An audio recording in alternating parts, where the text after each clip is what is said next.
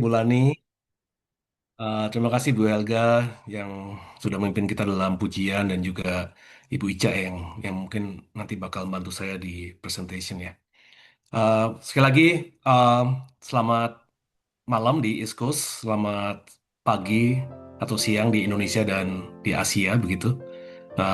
Mungkin buat saya sama Ibu Evelina kita masih sore. Ya, tetangga ya Bu Evelina kita di Washington. Oke, jadi ini sebelum saya mulai perkenalkan, saya mau memperkenalkan diri gitu.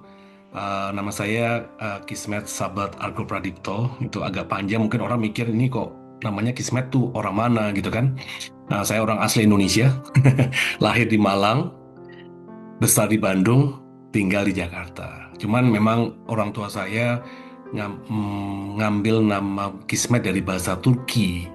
Ya, Turkis yang artinya itu anugerah. Tapi ternyata Kismet juga bahasa Inggris yang artinya destiny. Kismet juga bahasa India artinya destiny. Jadi bahasanya banyak, saudara.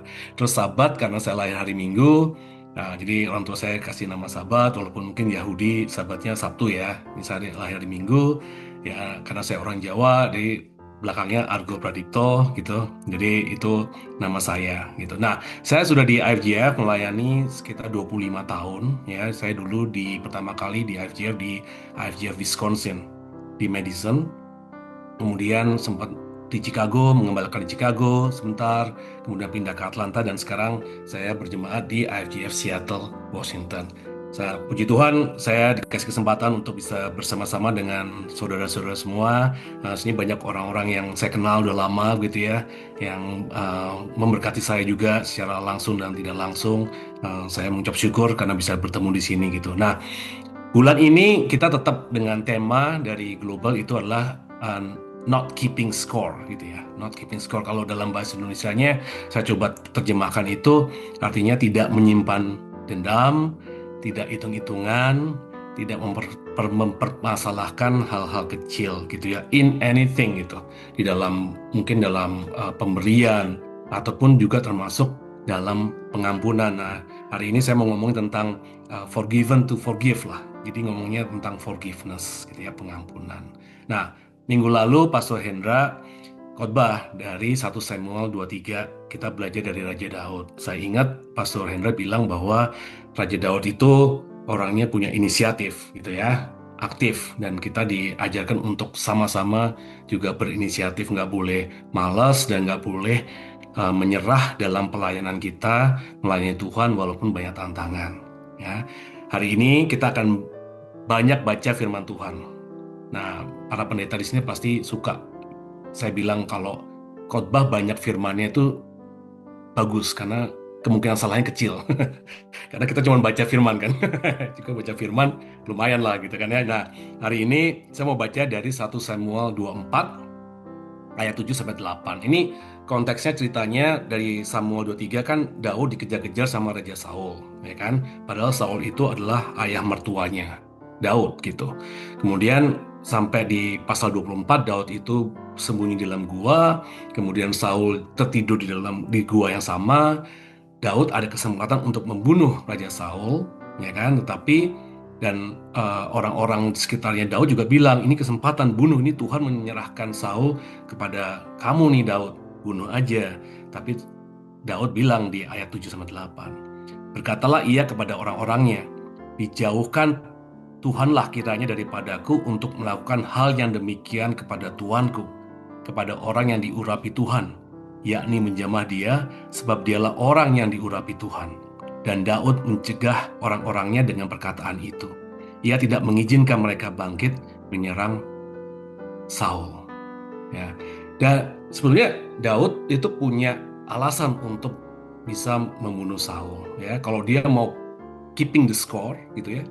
Daud itu dulu kan sebelum jadi eh, tokoh di Alkitab, dia itu apa istilahnya dipekerjakan oleh Saul untuk bermain musik sehingga pada saat Saul diganggu oleh roh jahat, Daud bermain musik sehingga roh jahatnya keluar. Kemudian dia membantu Saul membunuh Goliat. Oke. Kemudian Daud menikahi anaknya Saul, Maika. Ya, tapi ternyata Saul karena iri dan insecure begitu, dia berusaha membunuh Daud sampai mengejar-mengejar. Jadi kalau misalnya dibilang Daud itu eh, sengsara, iya gitu ya, dan ada kesempatan untuk membunuh gitu kan. Tapi Daud bilang seperti ini, bahwa dia tidak akan menjamah orang yang diurapi Tuhan. Bahkan di ayat ke-13-nya saya akan bacakan, Tuhan kira menjadi hakim di antara aku dan engkau. Tuhan kiranya membalaskan aku kepadamu, tetapi tanganku tidak akan memukul engkau. Ini Daud berkata kepada Raja Saul. Ya, dari sini kita belajar em, tentang pengampunan, ya, di mana Daud bilang bahwa oh, itu pengampunan, pembalasan itu punyanya Tuhan, gitu kan. Nah, saya mau jump ke perjanjian baru nih, saudara-saudara ya, di mana Tuhan Yesus sendiri yang mengajarkan kita tentang pengampunan di Matius 18 ayat yang 21 sampai 35 gitu ya. Tapi saya mau baca yang ayat 21 sampai 22-nya, ya kan.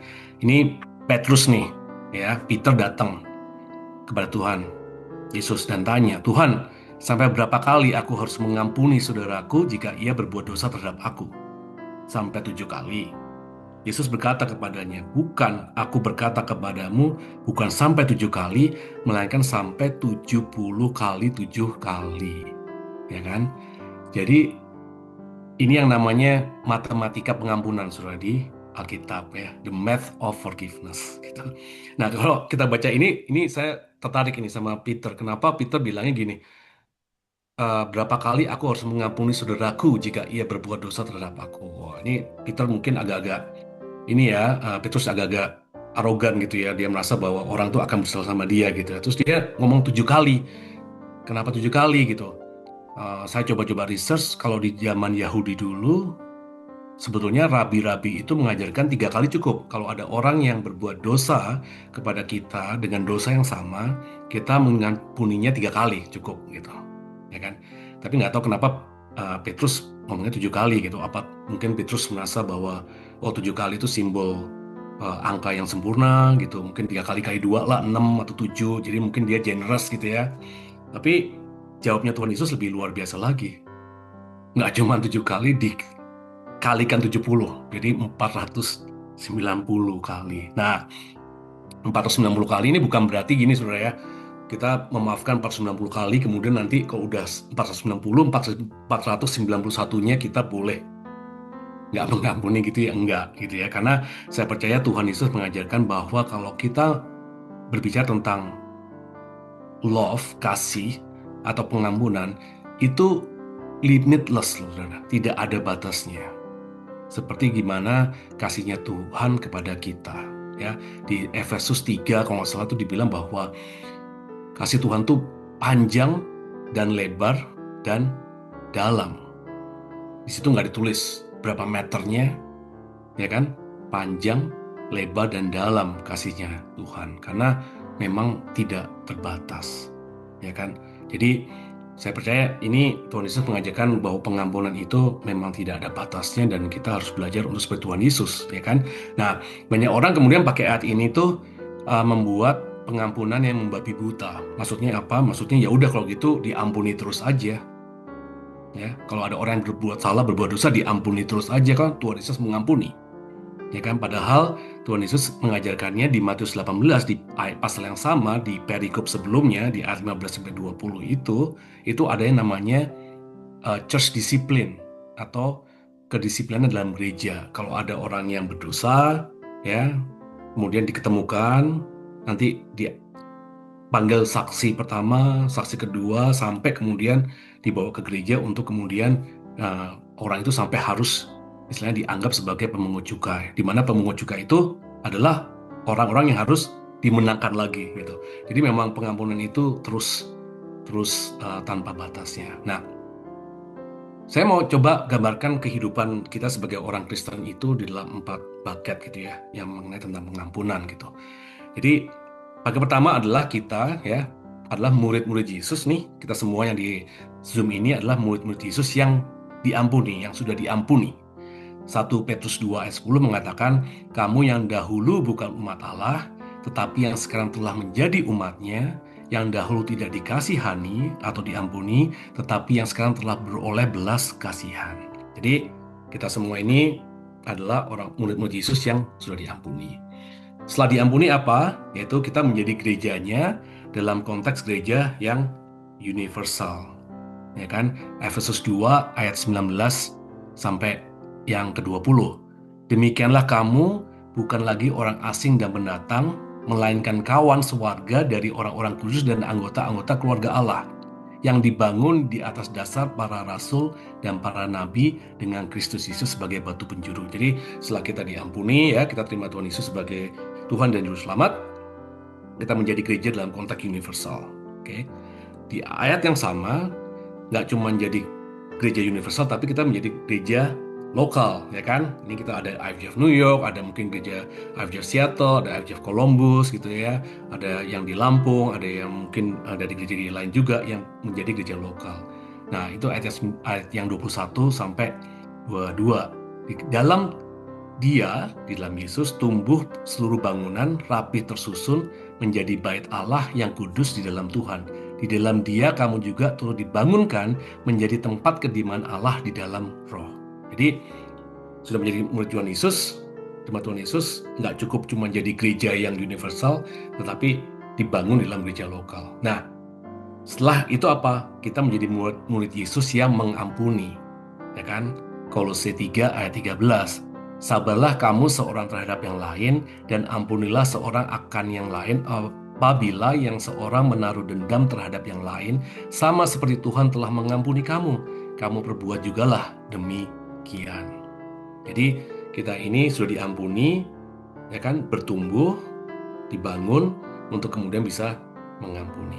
Kenapa saya ambil konteks dalam gereja lokal? Karena bagi saya tempat terbaik untuk belajar mengampuni dan diampuni adalah di gereja masing-masing, ya kan? Karena selalu mau gereja mana juga pasti akan banyak gesekan-gesekan. Oke, ya ini saya belajar dari pengalaman saudara ya. Nah ini saya mau katakan quote dari salah satu pendeta yang sudah meninggal dari New York nih, karena ini yang host IFGF New York ya, dari Tim Keller. Ini saya coba terjemahkan dalam bahasa Indonesia. Jadi Tim Keller bilang begini, kebutuhan manusia akan pengampunan adalah bagian dari kemanusiaan kita yang telah jatuh, yang dalam dosa. Ia atau kebutuhan manusia pengampunan itu tertanam dalam hati nurani kita dan tidak dapat dihapuskan. Bukan dengan menyangkalnya, apalagi dengan mencoba melawannya lewat akal semata. Kebutuhan ini adalah kerinduan yang dalam dan rohani atau spiritual, yaitu untuk mengampuni sebagaimana Kristus telah mengampuni kita, dan untuk menerima pengampunan yang hanya dapat diberikan oleh anugerahnya di kayu salib. Jadi saya setuju sekali dengan quote ini, ya. Kalau kita mengaku sebagai pengikut Yesus, kebutuhan akan pengampunan itu menjadi bagian dari hidup kita, ya. Kebutuhan akan pengampunan, diampuni. Satu, karena apa? Karena kita adalah manusia dalam dosa yang chance untuk berbuat dosa itu 100% dalam dunia ini kan. Jadi mau nggak mau kita harus membutuhkan pengampunan Tuhan Yesus, ya kan? Sekali di dalam kayu salib, dan selamanya ada namanya yang proses sanctification gitu ya, penyempurnaan. Juga kita dipanggil untuk apa? Kalau kita menjadi pengikut Yesus, kita dipanggil untuk mengampuni orang-orang yang bersalah kepada kita, ya kan? Kalau kita nyanyi Ku mau sepertimu Yesus, ya kita harus belajar untuk bisa mengikuti apa yang Tuhan Yesus lakukan, yaitu mengampuni. Ya. Nah, sekarang kita masuk ke dalam aplikasi, saudara. Itu tadi fondasinya, gitu ya, pengampunan. Let's do aplikasi satu nih dalam kehidupan kita. Saudara sering nggak dengar kata-kata ini? Nggak apa-apalah, biar Tuhan yang membales. Gitu. Sering ya, kalau kita lagi disakitin, sakitnya tuh di sini gitu ya, tapi biarlah Tuhan yang balas, nggak apa-apa gitu. Saya dulu sering pakai kata-kata ini dan saya bilang ini biblical atau enggak sih gitu ya. Ternyata mungkin ini biblical. Sudah coba kita baca di Roma 12 nih ya. Ini agak panjang tapi kita baca nih ya. Dari ayat 9. Hendaklah kasih itu jangan berpura-pura, jauhi yang jahat dan lakukanlah yang baik. Hendaklah kamu saling mengasihi sebagai saudara dan saling mendahului dalam memberi hormat. Janganlah hendaknya kerajinanmu kendor, biarlah rohmu menyala-nyala dan layanilah Tuhan. Ya. Minggu lalu Pastor Hendra ngomong ini tuh. Bersukacitalah dalam pengharapan, sabarlah dalam kesesakan, dan bertekunlah dalam doa. Bantulah dalam kekurangan orang-orang kudus dan usahakanlah dirimu untuk selalu memberikan tumpangan. Berkatilah siapa yang menganiaya kamu, berkatilah dan jangan mengutuk. Bersukacitalah dengan orang-orang yang bersukacita dan menangislah dengan orang yang menangis. Hendaklah kamu sehati sepikir dalam hidupmu bersama. Janganlah kamu memikirkan perkara-perkara yang tinggi, tetapi arahkanlah dirimu kepada perkara-perkara yang sederhana. Jangan menganggap dirimu pandai. Ayat 17. Janganlah membalas kejahatan dengan kejahatan, lakukanlah apa yang baik bagi semua orang. Sedapat-dapatnya kalau hal itu bergantung padamu, hiduplah dalam perdamaian dengan semua orang. Saudara-saudaraku yang kukasihi, jangan kamu sendiri menuntut pembalasan, tetapi berilah tempat kepada murka Allah, sebab ada tertulis pembalasan itu adalah hakku. Akulah yang akan menuntun pembalasan, firman Tuhan. Tetapi jika seterumu lapar, berilah dia makan, jika ia haus, berilah dia minum. Dengan berbuat demikian, kamu menumpukan bara api di atas kepalanya. Janganlah kamu kalah terhadap kejahatan, tetapi kalahkanlah kejahatan dengan kebaikan. Jadi, kalau tadi kita bilang bahwa, oh, nggak apa-apa lah, biar Tuhan yang balas, itu mungkin itu orang itu ngomong dari ayat ini, dan nggak apa-apa. Saya setuju dengan ayat itu, tapi waktu saya ngomong dulu ya, saudara, kok ada orang yang nyakitin saya nih, terus saya bilang, wah kan saya orang Kristen, harus baik gitu ya. Saya bilang gitu, nggak apa-apa, sabar-sabarin gitu ya, biar Tuhan membalas gitu. Tapi di dalam otak saya itu, nggak apa-apa, gue maafin ya. Tunggu aja ntar Tuhan balas, rasain loh gitu. Mampus kalian gitu kan. Tuhan kan lebih besar dari gue. Tuhan kan lebih lebih lebih powerful dari gue. Rasain aja gitu. Tapi kalau saya baca Roma 12, kok kayaknya nggak seperti itu, saudaranya. Saya rasa Tuhan bukan orang yang suka, Tuhan yang suka ngeprank gitu ya. Maksudnya, oh kan Tuhan bilangnya di ayat yang 20 bilangnya kalau ada musuhmu yang lapar, kasihlah makan.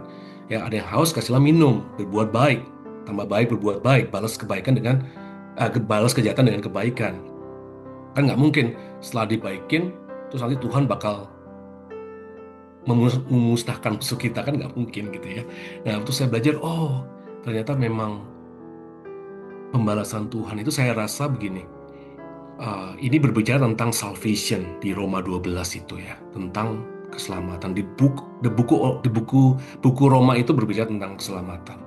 Jadi Tuhan mengatakan bahwa pada saat kita mengasihi musuh kita, kan kita mengasihi dengan apa? Dengan kasih yang ada di dalam kita yang dari salib Yesus, ya kan? Kalau kita mengasihi orang dengan kasih yang lain yang bukan dengan salibnya Yesus, kasihnya itu nggak akan powerful, gitu ya. Tapi Tuhan mengasihi kita dengan kasih yang sama di dalam tubuh kita, di dalam diri kita, kita mengasihi orang lain atau musuh kita. Dengan, saya percaya dengan kasih yang sama juga orang-orang itu akan bisa diselamatkan, akan bisa merasakan kasih Tuhan Yesus yang luar biasa, ya kan?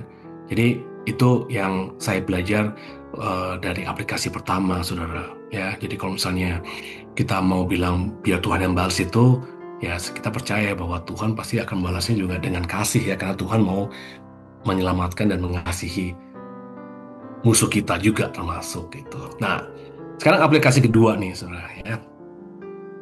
Ada orang bilang gini juga, jadi orang Kristen itu harusnya gampang mengampuni. Gitu. Ini apalagi kalau ada orang, kita berbuat salah kepada orang, terus orang itu belum mau mengampuni atau nggak bisa mengampuni kita, terus kita biasanya langsung ngejudge orang itu kan, wah harusnya orang Kristen bisa dong mengampuni gitu ya, harusnya gampang ya kan. Nah, kenyataannya memang forgiveness atau pengampunan itu ya, atau forgiving itu nggak gampang ya saudara, ya nggak gampang. Apalagi kita adalah manusia-manusia yang masih dengan kedagingan ya. Kalau kita daging di sayat itu sakit gitu, jadi itu akan susah buat kita untuk mengampuni. Memang itu kita harus percaya, dan percaya pengampunan itu adalah proses, nggak bisa cuman semalam beres gitu. Dan pengampunan itu bukan sesuatu yang kita beli ke toko, kita beli banyak, kita simpen dalam storage. Jadi kalau nanti habis kita beli lagi, kita simpen lagi gitu ya. Atau kita mungkin subscribe kita subscription pengampunan gitu ya. Jadi bayar sekali terus unlimited gitu ada pengampunan. Enggak. Pengampunan itu adalah proses. Ya, makanya saya bilang di dalam pelayanan, di dalam keluarga mungkin gitu, Tuhan akan pakai semua orang untuk kita bisa belajar mengampuni gitu ya. Nah, saya mau share satu ayat yang uh, benar-benar berbicara dalam kehidupan saya dan saya mau bagikan supaya saudara juga bisa mengerti gitu ya dan pakai ini gitu. 1 Korintus 3 ayat 16-17. Ini konteksnya di dalam 1 Korintus 3 itu adalah perselisihan di dalam gereja di Korintus. Jadi Rasul Paulus menulis surat ini gitu. Di ayat 16-17 Rasul Paulus mengatakan gini, tidak tahukah kamu bahwa kamu adalah bait Allah dan bahwa roh Allah diam di dalam kamu? Jika ada orang membinasakan bait Allah, maka Allah akan membinasakan dia. Sebab bait Allah adalah kudus dan bait Allah itu ialah kamu. Jadi, saya belajar gini saudara sekarang. Saya melihat saudara-saudara semua nih, ada 30 orang begitu ya. Dan semua adalah murid-murid Yesus, adalah anak-anak Tuhan Yesus. Jadi, saya harus percaya bahwa masing-masing dari saudara adalah bait Allah. Karena roh Allah ada di dalam saudara. Dan bait Allah itulah kudus. Jadi, karena saya lihat Ko Peter, Pastor Musa, Ibu Lani, Pastor Daryanto, Ibu Helga, Ibu Ica, semuanya adalah bait Allah yang kudus. Cara saya berbicara, the way I treat you guys, saya memperlakukan saudara itu harus mencerminkan bahwa saya berbicara dan memperlakukan bait Allah yang kudus. Jadi saya nggak boleh, saya harus hati-hati dalam berbicara kepada saudara, saya harus berhati-hati dalam memperlakukan sesuatu kepada saudara, saya harus berhati-hati dalam berpikir tentang saudara karena saudara adalah bait Allah yang kudus, karena roh Allah ada di dalam saudara semua. Jadi itu yang saya belajar, sehingga pada saat saya berinteraksi dengan orang-orang di sekitar saya merasa bahwa wah, ini semua bait Allah yang kita harus saling mengasihi dan mencintai, dan ada terus pengampunan apabila ada orang-orang itu yang bersalah, begitu ya. Dan kalau kita melakukan kesalahan, kita harus cepat-cepat juga minta maaf dan minta pengampunan, gitu. Nah, ayat yang terakhir nih yang saya mau bacakan dari 2 Korintus 5:17. Jadi siapa yang ada di dalam Kristus, ia adalah ciptaan baru, yang lama sudah berlalu, sesungguhnya yang baru sudah datang.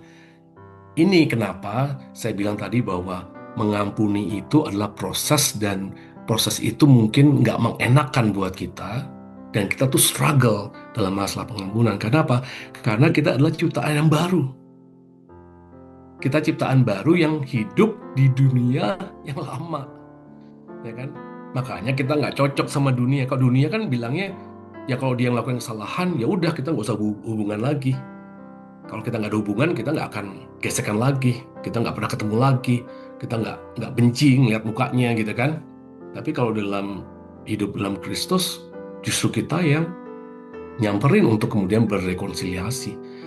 Nah, inilah ciptaan baru itu di mana Yesus dalam kita, makanya kita struggle di dalam dunia ini, ya karena kita ciptaan baru, new creation yang hidup di dunia yang sudah jatuh gitu kan. Sampai nanti Tuhan Yesus datang lagi, kita baru ada di Yerusalem yang baru gitu ya, di bumi yang baru gitu. Jadi ini saya mau tutup dengan satu ayat dari Yakobus 1 gitu ya. Itu saya nggak ada di sini, tapi saya bacakan buat saudara-saudara. Yakobus 1 ayat 19-21 ya. Hai saudara-saudara yang kukasihi, ingatlah hal ini. Setiap orang hendaklah cepat untuk mendengar, tetapi lambat untuk berkata-kata, dan juga lambat untuk marah. Sebab amarah manusia tidak mengerjakan kebenaran di hadapan Allah.